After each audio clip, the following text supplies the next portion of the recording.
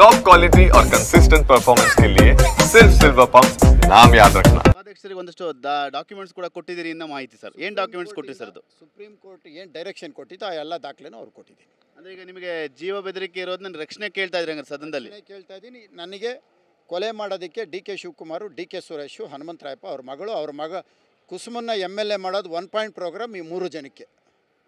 MLA ಮಾಡೋದಕ್ಕೋಸ್ಕರ ನಿಮ್ಮನ್ನು ಕೊಲೆ ಮಾಡೋ ಪ್ರಯತ್ನ ಸರ್?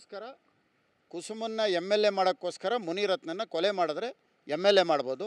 ಈಗಾಗಲೇ ಅವರು ಚುನಾವಣಾ ಪ್ರಚಾರ ಪ್ರಾರಂಭ ಮಾಡಿದ್ದಾರೆ. ಎಲ್ಲ ಕಡೆ ಓಡಾಡಿ ನೆಕ್ಸ್ಟು ಇನ್ನೊಂದು 6 ತಿಂಗಳಲ್ಲಿ ಚುನಾವಣೆ ಬರುತ್ತೆ, ಓಟ್ ಹಾಕಿ ಅಂತ ಎಲ್ಲ ಕಡೆ ಕೇಳ್ತಾ ಇದ್ದಾರೆ. ಇದು ಎಲ್ಲರಿಗೂ ಗೊತ್ತಿರೋವಂಥ ವಿಷಯನೇ.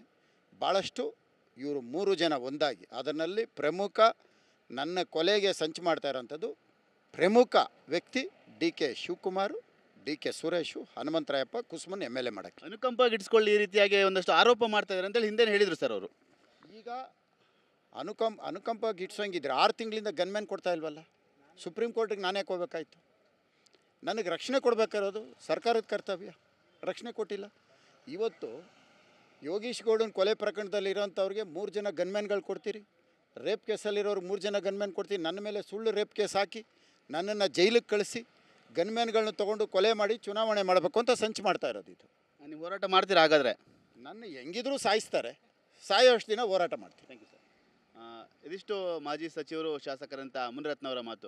ನನ್ನ ರಕ್ಷಣೆಗಾಗಿ ಸದನದಲ್ಲಿ ಒಂದು ವಿಚಾರವನ್ನು ಪ್ರಸ್ತಾಪ ಮಾಡಿದ್ದೀನಿ, ನನ್ನ ಹೋರಾಟ ನಿರಂತರ ಅನ್ನೋ ಮಾತನ್ನು ಕೂಡ ಹೇಳ್ತಾ ಇರುವಂಥ. ಕ್ಯಾಮ್ರಾಮನ್ ಬಸವರಾಜ್ ಜೊತೆ ಸುನಿಲ್, TV9 ಬೆಂಗಳೂರು.